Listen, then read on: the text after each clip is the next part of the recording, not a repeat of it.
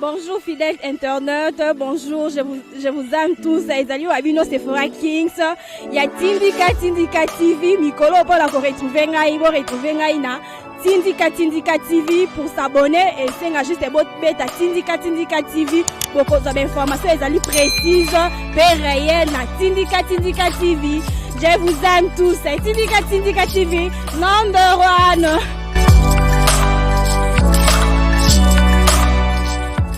Bote madeko balandi ya site sur internet ya Tindika télévision ezali Wabino Sephora Kings obo mesana toujours koyamba na betando miki na bino place nyonso basango na biso ekutane la rabino. Merci pour na fidélité bolakisa toujours na kati Tindika télévision biso tozali toujours wana pona koyela bino ba information pe na koyela bino kolakisa bino basango ya mboka na biso lolenge bo mesana toujours koyamba na betando miki na bino fidèle internaute na bosanité ba boss na ngai papi Kelina Rifan Kisombe Benedict Mwanza ya lida tango ba mbote na yo esika izwami yo. Donc fidèle internaute nazali nga mokote nazali na mwana mboka ndeko Pati Malanga oyo tokomeka kosala na ye mwa banalise moko nazali nango a sur place. Donc ye moko ko fongama po ete asala présentation na part na ye mbote mwana mboka ndeko Pati Malanga. Mbote mama Sephora ezali ngai Wabino Pati Malanga somi ya ba congolais nyonso tu. Nazali coordonnateur ba communicateur volontaire Fati Beton. Nazali moko oyo tozali kokamba jeunesse ya lingomba parti politique babengi Puna ezali allié naturel allié fidèle ya IDPS de vivant ya Kondo Etienne Tshisekedi. Donc tozana kati ya plateforme babengi cash ezali bisika oyo tozali kovolue esika oyo tozali kokumbela masolo pe ezali bisika oyo tozali koyeba ndenge nini ya ko orienter philosophie politique ya koyeba na kotambusa mboka na biso na ndenge elongo bani. Mwana mboka ndeko Pati Malanga tomoni nomination ndenge salami il y a des batmususu bakoi mususu ba remplacer bango tomoni nomination ndenge salami ba remplacer inspecteur Amisi et la place ya John Tumba to ebite soko yambi message wana ndeni to tokozo mo likaniso par rapport nango. Merci beaucoup mama Sephora na mutuna kitoko oyo na makambo ya mise en place yotu ko salima na niveau ya armée pe na niveau ya justice. Pour na biso d'abord tokopesa longonya pe mokakoswa na tamu konje ko mwana mboka Félix Antoine Tshisekedi parce que ezali moko ya maloba na ye o esi alobaki yango tango ayebaki nako annoncer biso na congrès o esi alimaki na niveau ya pays du peuple que il faut ayeba na ko toucher l'armée justice tout consort pour na ko yeba ndenge nini ya kozongisa makambo na nzela pe na minute oyo tomoni latinzo to mise en place salemi ba oyo bakei ba ope batikali na ba mati pe su ba grade ba mati na minute to moni ndeko tango fort o azalaki moko ya chargé ya opération na niveau ya FARDC na kati ya contrôle ya bitumba mboka biso mais na minute ba tomboli ya comme inspecteur azui place ya ndeko John Numbi ezali déjà un acquis pour naye mais esengonde ya tango fort ezali parce que ba commissaire général accord d'armée comme na grade ya suka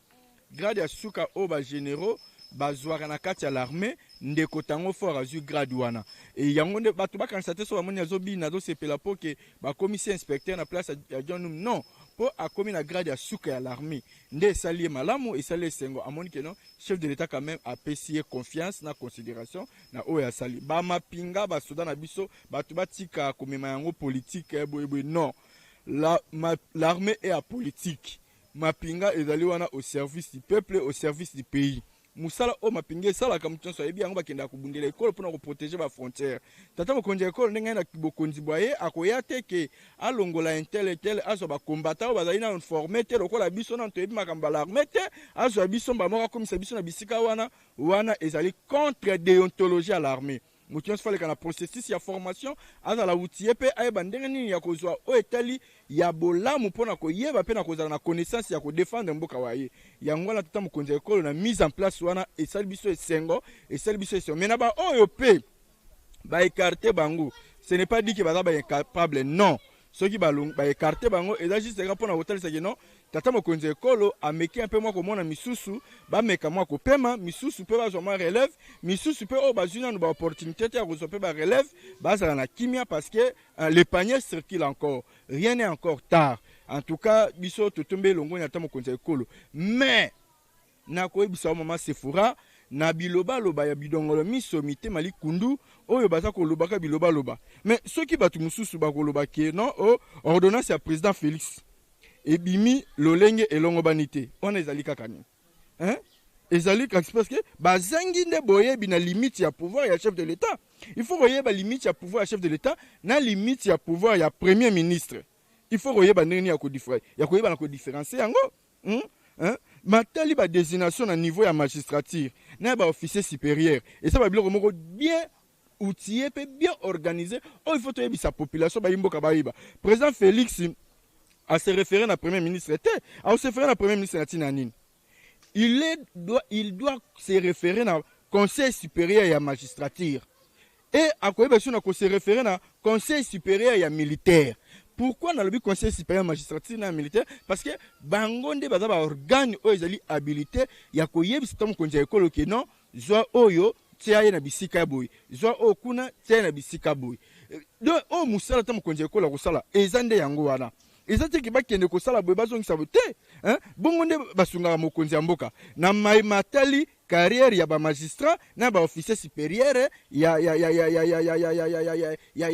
défense mboka na biso mais bato ba kende ko interpréter eux le contraire étant mokonzi ko la sali yango ka l'air amoni premier ministre a déplacé na ministre ya défense nde simanango aye ko bwaka ba ordonnance wana pour ne pas aye bana kotala ki bango balinga batemela ba kotemela par rapport à nini.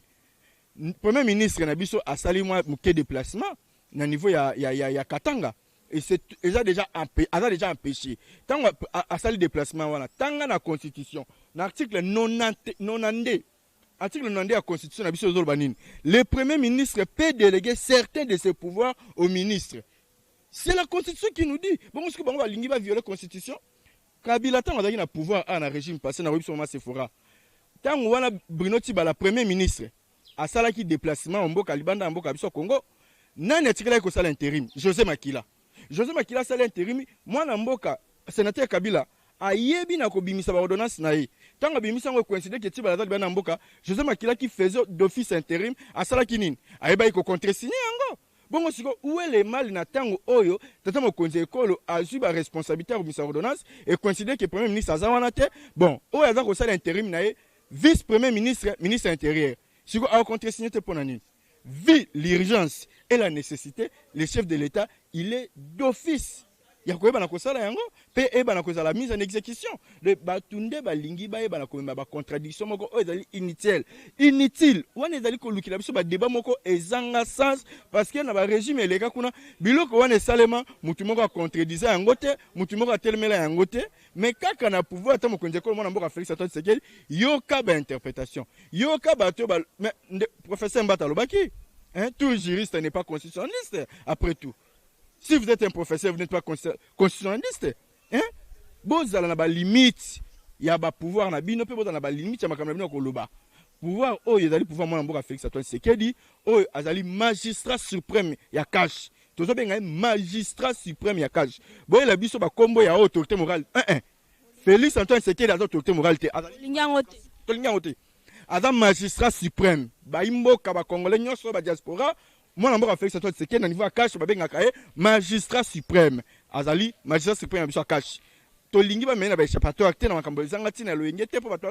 boye non. Tata mokonzi ekolo aza na souci ya mboka na ye batika ye asala musala ndenge elongo bani afin ke ayeba na kozongisa oyo ezali sourire ya baimboka oyo aprometaka bango wuta ntango asalaki campagne na ye mpona kozwa bokonzi ya mboka na biso Congo mais ta bato balinga mema biso na distraction en tout cas na sepeli ndenge ba mise en place oyo ebi na kosalema mpe na kosenga ta mokonzi ekolo na baniveau ya ba force ya ba commandement na est kuna parce que tolingi ke ni mise en place oyo ememela biso kimia na ngumba est bato kokufa butu lokola moi tolingi yango lisusu te yango tokosenga ba généraux o ba tchala biso na est kuna o bazali toujours na service ya commandement na niveau à est kaka ba même généraux wana peta mokonzi ko la kuti bango kuna article bango kala ba opération wana na niveau est bazo sala eloko moko te baza ko sala eloko moko te baza ba capable baza ba généraux ba capable na ebisa yo baza ba généraux moko o ba ikapona ko s'enrichir ya kotonga ba mapangu ko bala basisa ko sala ba folie na kati ya ngumba vila Kinshasa oyo mais en réalité na est kuna baza ko sala eloko moko te c'est comme si baza a complicité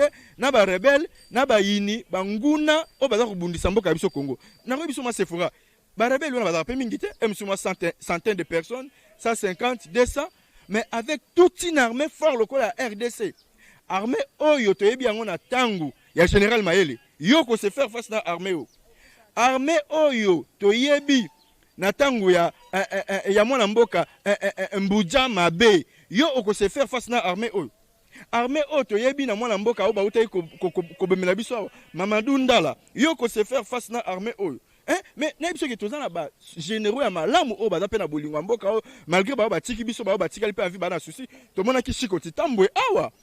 tango batindaki na niveau est tomona ki musala oyo Chiko asalaki il a fait un bon travail au même to contredire ngo azate malgré ba juye ba pese responsabilité mususu mais tozana besoin de bato modèle ba tsabiso na est to boy ba infiltrer to boy pe ba infiltrer to boy ba généraux est capable to boy parce que babi on ne change pas l'équipe qui gagne mais bon équipe eza ko pola basala kangonini bachantaka yango ti et le lokwa bandeko ya est ba généraux bazana est ko ba ko kamakambo te tatango konje ko la fungola misu a changer bango atela biso ba généraux o ba ko ya ko bundela école parce que centaines de personnes na une armée munene boy ba ko ka ko se faire face devant ba rebelle wana te ba civique wana te vous prenez ça c'est normal et ça normal te c'est là qui prouve que non bidongolo miso mitema likundu baza au kati ya armée wa biso ya Congo yango wana déjà si to identifier bango peut te détecter bango le quoi to détecter bango c'est le moment bango moko le quoi ba bimba est capable ba démissionner parce que muta démissionner raso déjà mimoni kazo ko kasuse yo oyebi ko ko kate oza ko ba ko démissionner o tika la ka wana pona o selo koni yango to bi c'est le moment banda ko démissionner bango moko avant qu'il tata ko konje école ay bana ko ba disposition du corona bango parce que bazande ko kate baza ba est capable le quoi baza ba est capable ba banda ko démissionner peut-être oyebi que il y a encore des nationalités douteuses au sein de notre armée ba identifier ba baza ba nationalité douteuse ba pe ko quitter armée parce que na ko loba bato ba retourna même n'étendre kiawa yo to loba ba nationalité douteuse ba banane na fingi mutute na bina mutute mais to yebi parce que to yebi moko ba généraux oyo azala ki général ya corps d'armée mboka ya biso un général avec le niveau est kuna na front kombo na to ko yeba. Merci beaucoup maman na ngai Sephora il faut to yebi sa ba imboka ba yo kama kambo même ba diaspora Bosco Tanganda azalaki général ya kati ya mboka biso Congo mais tango kaka sali ba génocide asali makambo ya mabe oyo esalaki ke CPI bakanga ye tango akomi na CPI kuna abima na nationalité nini mama Sephora naloba abima na nationalité nini ba imboka faut ba vérité mboka oyo la vérité est et la vérité finira par triompher ba abima na ba nationalité ba rwandais mais général ya mboka biso Congo abima na nationalité rwandaise. Bon après bato modèle on basili na kati ya mboka biso yango moto bike mwana mboka Félix Antoine Tshisekedi afungola miso ngba ayeba na kotala bisika mabeza na kati ya l'armée pour que 5 ans na ye o tito silisa yango ba imboka na niveau ya est ba mona keno bitumba ya est ça nini et se mettre fin ba yebi na ko éradiquer ba civique nyonso na matoi mangbongi na bidongolo miso o baza ko luka kotia mbutu o kati ya armée wa biso ya mboka Congo. Mboka ndeko pati malanga tomoni ndenge obsèque ya président défunt président Jiji Yangi salami tomoni discours à mwana na ye sali moi pasi azali ko senga et puis alobi ete na discours na nous espérons que le crime ne sera pas impuni donc sali moi pasi par rapport à discours à mwana na tomoni obsèque ndenge leki oyambi obsèque anande to mona ke obsèque anande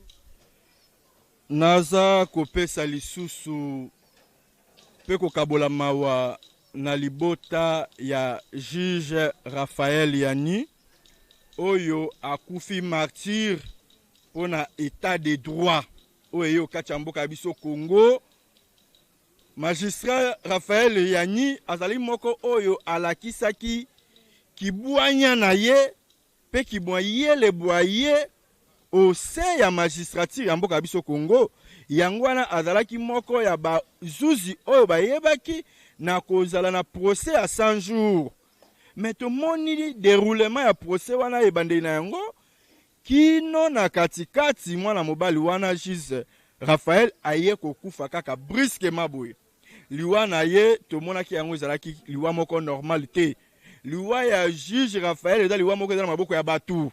eza na maboko ya bidongolo miso o baza koboya état de droit e bana kozwa place okati ya mboka ya biso eza na maboko ya bato imangbongi bayini ya Congo mitema likundu o bazolinga ke Congo oyo état de droit ezwa place te nde bango bato baprofisaki na koyeba na kobomela biso juge Raphaël mais esali biso passe na mawa parce que azalaki moko oyo ayi kosala musala na ye na ndenge longo bali na bwanya mpona koyeba na kosunga honneur ya mboka biso Congo afin que sango ya mboka biso Congo pe ekende partout mais tala mitema mabebi dongolo miso loka bazaki kati ya mboka Congo balobi ke yondo lingo bimanani yo nde olingi bima martyr to olingi bima moko ekochange Congo na makambo etali état de droit baluki moya koboma ye me bakanisa biso babomi juge Raphaël nde basilisi bazuzi nyonso ya bwanya pe ya mayele pe ya bolingo ya Congo te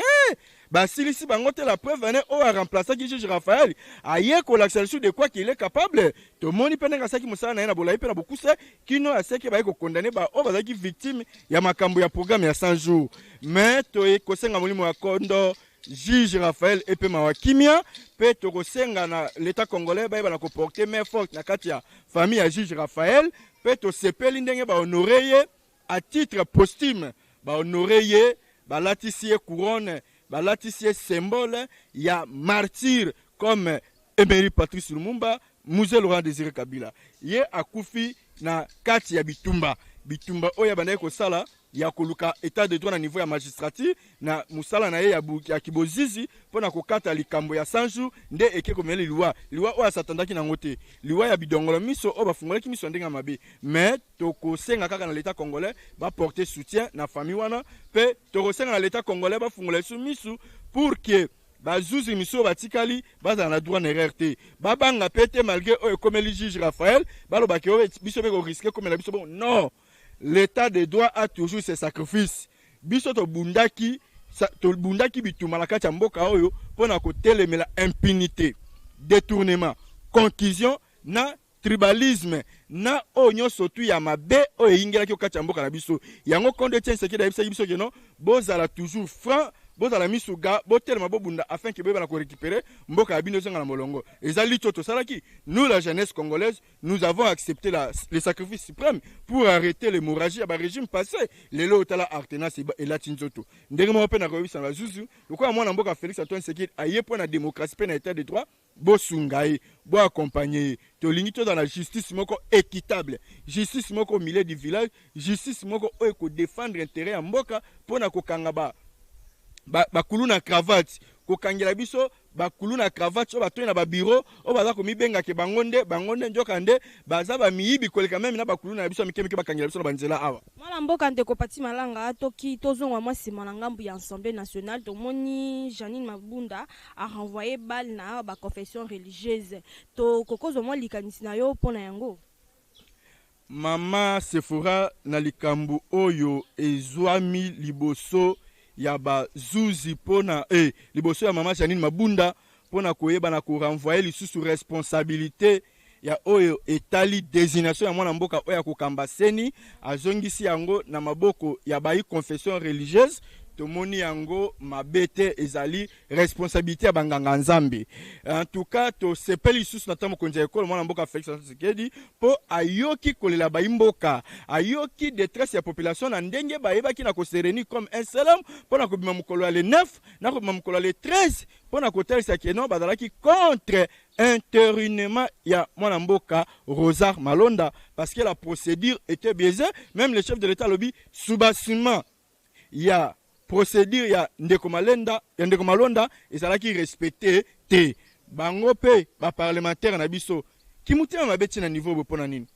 peuple congolais ne mutatinda bino bisika wana soki bokomi wana boza ba représenter ya peuple bosala musala selon volonté ya peuple bakomi kosala musala selon posa ya kanyaka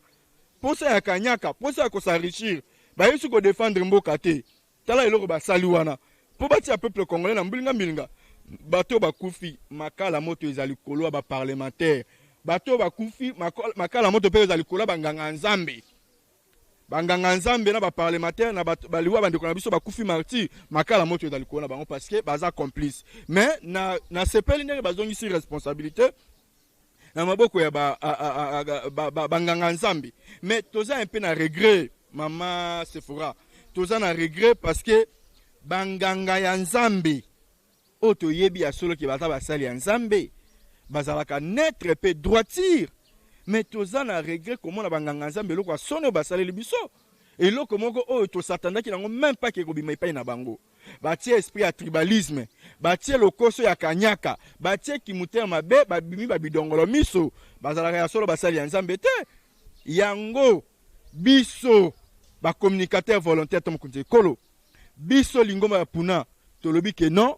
Cette fois-ci, bayeba na kopesa biso opportunité ya musala ya kosala eloko ya malamu na ndenge elongo bani bamema biso sino baventure oyo bango basalaki wana te.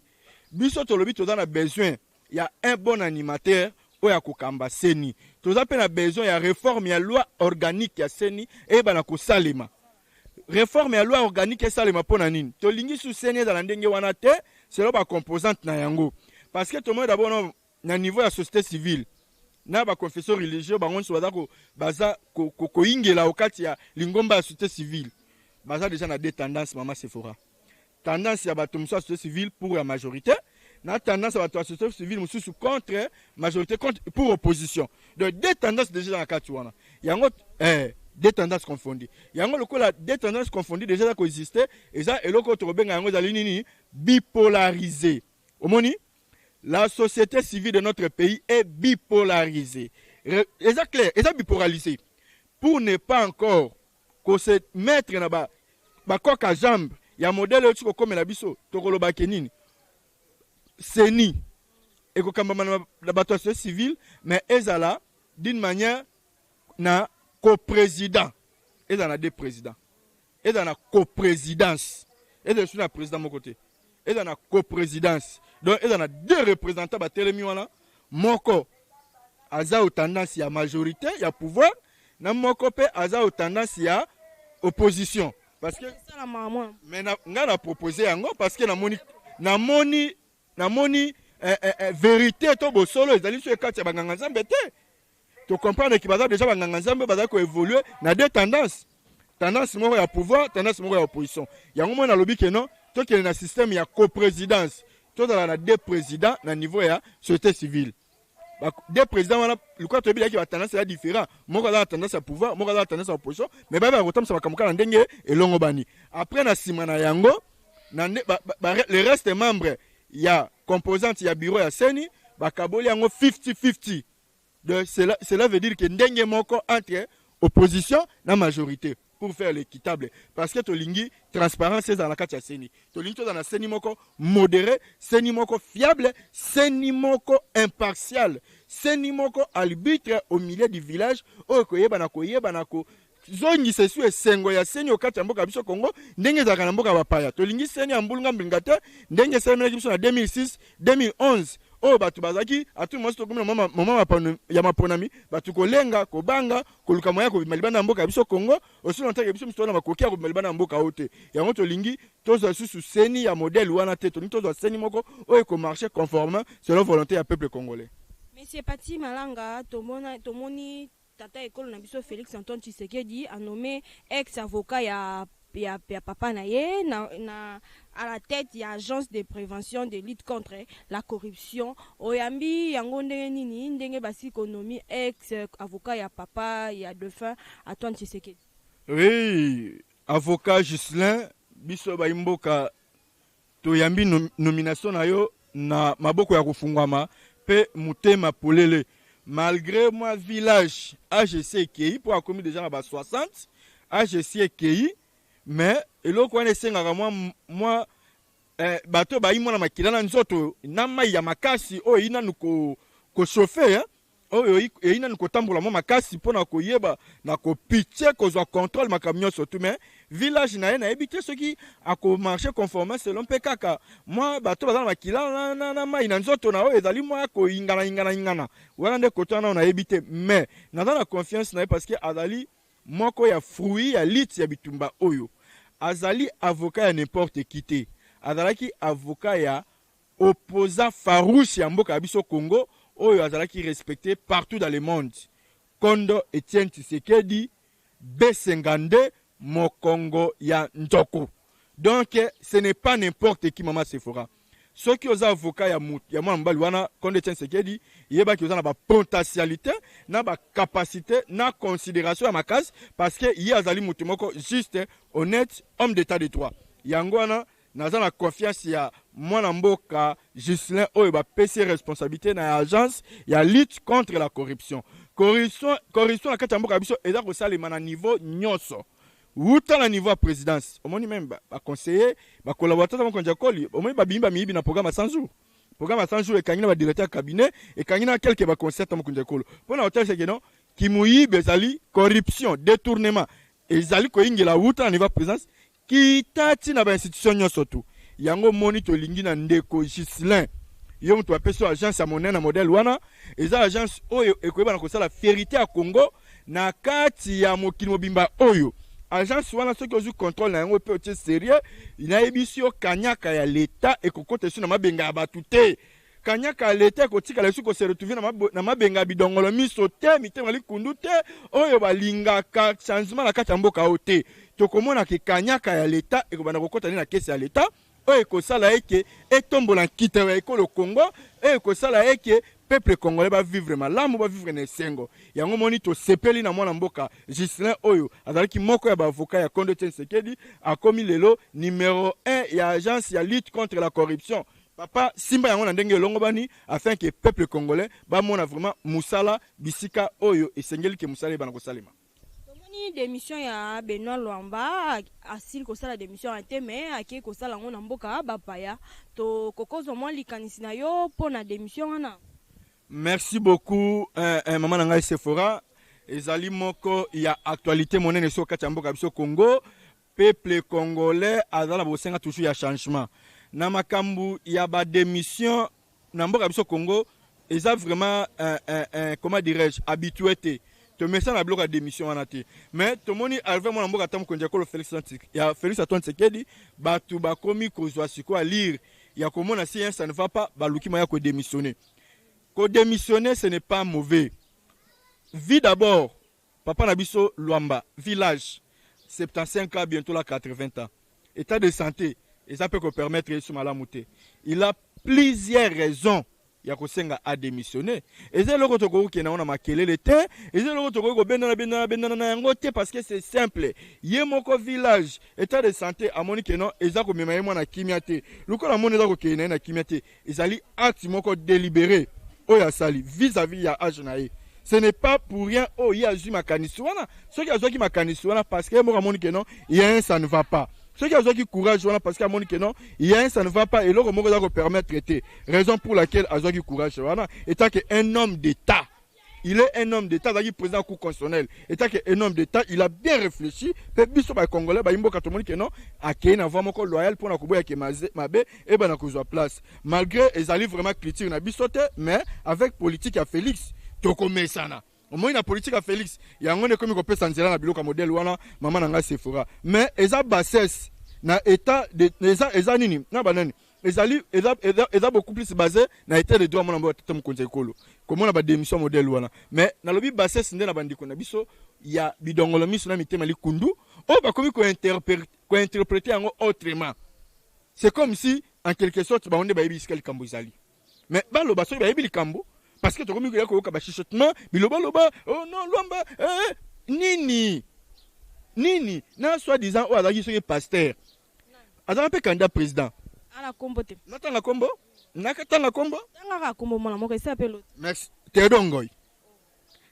Ngoy soi-disant ce qui avocat ya ye Luamba. Mais tous a surpris comment on a pas propos na ye. On a parvenu ko lobaki no oh ndeko Luamba a démissionné te. Oh. Yo zo lobaki ndeko Luamba a démissionné te. En tout cas tous a déci.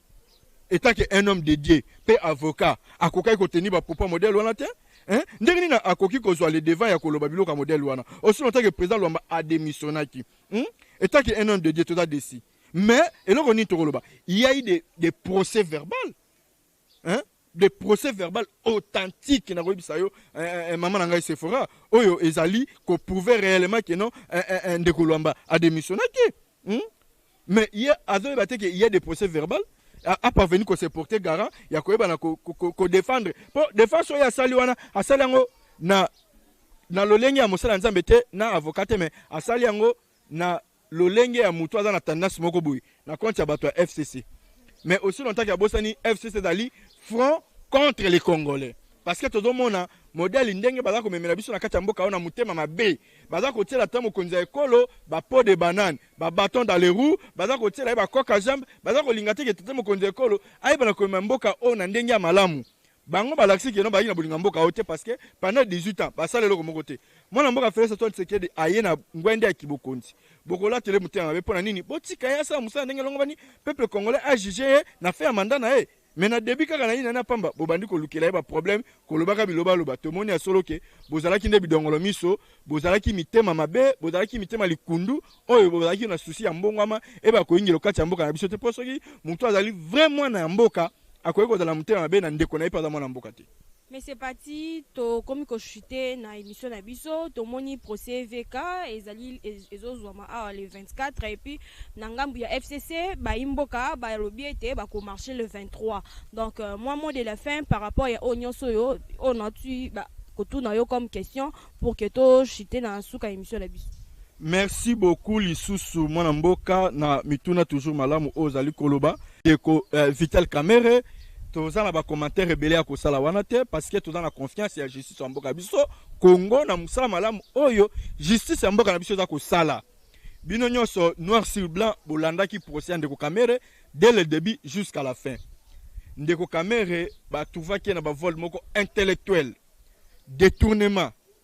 eza biloko moko soki otangi yango na ba mibeko na biso oyo ezali na ba code pénal livre 2,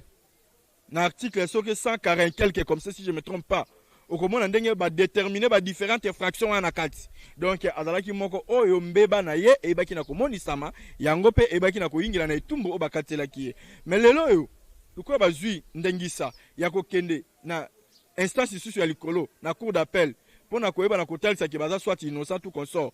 Et ça na mabete ezali constitutionnel, ezali respecté, boza capable ya ko interjecter appel na ba niveau nyonso. Boko ko na cour d'appel, bokepe sur na cour de cassation, bino kaka. To yebi ke initiative bazui ezali loyal, pe ezali valable. Mais le quoi biso na confiance ya justice mboka biso Congo, to yebi ke justice na biso mboka e ko sa pe musala nango na ndenge elongo bani parce que bango balongo na premier degré ba qu'est-ce qu'on a deuxième degré. To tika na justice ça musala nango. Ça n'a rien à voir avec toi qui na ba commentaire belé parce que ça vaut pas la peine et dans la tina te to yena pouvoir état de droit, to yena pouvoir à justice, ba tika nde justice ba usala musala nango. Na likambo etali bande kona biso ya FCC. Ezali marche moko ekolukela bango mindondo makasi. Mindondo ndeni bino pe bo marchaki to mona ba imboka ebele ba marché lukeli ba problème te poni kana ba oya kashi. Parce que peuple congolais a yebi ba conséquences ya gestion na bango. Oyo ba yeba na komema yango na kati ya mboka biso Congo pendant 18 ans. Bango ba diriger mboka au Congo na ndenge longo banite mama Sephora. Ba diriger mboka au Congo na ndenge sengeli te. Ba memi biso na ba difficulté ebele, ba memi biso na ba problème ebele. Pas sur ba Congolais ba ko vivre lelo, mais pas sur YouTube na régime na bango te. Moi si onani Mabunda, Jani Mabunda. Akobanga même pas aoki ne kotombola lipa na niveau ya Assemblée nationale, ye alinga apprendre biso ndeke yo lelo bota ndenge mapemati. Ye ko akolaxa biso lo nini ye mama Mabunda. Ye azalaka ministre portefeuille na mboka o apporter le roni na kata mboka o azalaka conseiller ya sénateur Kabila na mboka o apporter le roni pembe na ye mapa e mati uta régime na bango mapa e kondi uta régime na bango est-ce que toloba na il faut ba ibisa peuple congolais la vérité tika to bimisa ba vérité mama Sephora na régime na bango ministre na bango tangu DG a peine victoire azwaka ndingisa ko yeba ko kondisa mapa pe ko matya yango DG ministre na bango a fonction akeiti na boulangerie kuna ya pain victoire pona okende ko yebisa déjà ke na lingi bo matama pate bo kondisa yango te bo tika na ndenge longo bani obosa ni réponse déjà pesa kai déjà pain victoire yebisa ke kende ko sala yo société otela ba imboka bino mapa na prix bino bolingi ba sala nini bazo ba disposition kola déjà wana c'est faux et archi faux biso yebi ke ba entreprise nyo sa mboka oyo ezali ba surtout ba entreprise privée ezali ba entreprise moko oyo za ko travailler en connivence na ba ndeko régime passé. Banani baza ba actionnaire numéro 1 na pain victoire kuna. Banani baza ba actionnaire numéro 1. Eza bango te batika kokosa biso. Bango nde bayina mutema mabe bazo luka moye kaka ya kotia bakale na pouvoir mwana mba tata mokonzi ekolo. Bazo bazo raison nini. Balo bao dollar et mati. Mais dollar et mata uta régime na bango. Ba kosa biso eloko nini. Matata ponye kuta ai premier ministre azo opportunité ya malamu ya kokuta o etali ba minerai ya biso mboka. O etali mabanga atola Congo na motuya na prix moko ya malamu ya likolo. Ezalaki opportunité pour na même atika ayeba na ko sisa mandat na bango pe président akoya na sima ayeba na ko kuta au caisse ya l'état même 10 milliards de dollars mais bako kosa biso na ba 1 milliard 500 000 batiki wana aussi longtemps que bango bazaki na opportunité belé parce que na moment bango ba dirigeaki mabanga atala Congo ezalaki na na motuya pe na prix likolo ba minera nyoso biso amboka mais nini o bango balakisaki biso bi nini o bango ba memeli biso malamu en tout cas omoni biso bazana ba dossier belé ya biango ba biso nini bazana ba dossier ya comment dirais-je ba dossier ba Panama Papers ba dossier ba Bukangalonzo est-ce que yo bosani yango bazana ba dossier ba gestion ba 5 chantiers ba ko bisa biso lokoni pe en plus à titre personnel ndenge bazana ba mbongo ebele bazana ba kanyaki ebele ba bomba banda kwa bango ba bomba ba coffre fort na bango oyo eleki même valeur ya budget mboka biso Congo est-ce que bango vraiment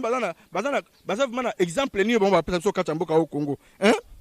bazana exemple nini na roye biso lisusu mama na ngai pona ko ba ko comprendre que non biloko bon bazana kolinga ko sala wana eza biloko moko oyo ezalaka même pas biloko na makanisi ya mabe bazana yango pona ko luka moya ko kosa ke bango nde bazaba bato bazana susi ya mboka oyo bango nde bazaba bato balingi mboka oyo bango bazaba bato nde bazoluka ba me changement kata mboka biso Congo lokuta batika ko kosa bato bazana susi wana te bazana susi wana te bakisa lisusu bango ndenge baza wana bango bakoloba neti oyo nani coordonnateur na bango ya FCC azoloba en tout cas toza desi comment na ndenge situation ya dire biloko za komata boye mais premier ministre ya gouvernement chef du gouvernement aza muto badani chef du gouvernement mboka biso Congo aza muto nini aza muto FCC te ministre ya finance aza muto nini muto FCC te nani gouverneur ya banque centrale mama Sephora aza muto nini muto FCC te mais babenga Deo Gracias abenga bango afandisa bango tuna bango nini oyo eza kosala ke biloko emata dollar emata situation za malamu te afandisa bango to comme chité mot de la fin et puis pour la boza pour ça ta contact na yo bosala ndeni eloko kana koloba mwa muke pona pesa mot de la fin eloko na koloba na busuki wana suki wana te eloko na koloba kana bandeko na biso ya FCC bakomi ko préparer jeunesse na bango na ba guerre civile bakomi si ko préparer ba jeunesse na bango ba guerre civile to moni ba jeune na bango ba sombeli bango ba machete pona koyeba na koya ko menacer ba imboka aussi longtemps que biso to ba na mboka bakomi na ba machete ba menacer biso bakubati na biso ba trouble na kati ya mboka en tout cas bazo sa biloko moko o ezalaka même pas yango to senga tambo konjekolo afungola miso na service o etali CNS pena aner po tomoni ke no badongolo miso bavandi pe wana parce que na biloko modèle oyo bazo linga même biso nini to boy to koma na Boko Haram na mboka oyo to boy to koma na Boko Haram na kata mboka oyo na ba ville na biso zinga okata mboka biso Congo to koma na seso lokola oyo ya Cameroun kuna Boko Haram to lingi biloko wana te bana bazolo ka ba biso na biloko wana eza bande ko FCC front contre les Congolais bango so ba moni donc je ko mona mboka Félix Antoine Tshisekedi andimi ko sala bango coalition auto sali nango to sala elongo na bango c'est parce qu'il y a des démocrates c'est parce qu'il y a na bolingo Congo mais bakanisa te ke to bosani mabe na bango na kati ya mboka o to yebi yango malamu ona bat boza po so ko ta contact na yo mona mboka bosande. Merci beaucoup mama Sephora na bato nyonso baza na souci ya kokota contact na ngai mwana mboka Pati Malanga somi ba congolais numéro na ngai ya WhatsApp plus 243 965 47 62 plus 243 965 47 62 numéro na ngai yango wana soki ozana mutuna suggestion remarque ya kosala naza wana pona ko répondre na biyano na bino surtout butu lokola moi. Fidèle internaute, comme une souka émission na biso, merci na bino bozalaka toujours on a branché pe scotché na kati tinga télévision, tokoyaka toujours pour na kosala bino ba analyse ya malonga pe ya kafu ndenge bo misala ko zwango, donc on est toujours là rester vraiment connecté na tinga télévision, bon maximiser vraiment ba chance na bino ya ko s'abonner na kati tinga télévision vraiment et ça la bien parce que donc tinga nde chaîne moko ya kilo pe ya dégâts, donc bambote be na pesi na ser na ngadi do gabana kilo ya Londres balobi pona ba ombia solo il faut ko lukaser na ngadi do gabana kilo ya Londres, donc soko kuta ina ndenge o sepeli ozu ba ombia ya solo, donc ser na ngadi do gabana yende quoi, donc na pona ko s'habiller bien il faut qu'on tape en contact na les kadewak pona ko en contact na les kadewak au kozwaye na plus 243 85 113 20 plus 243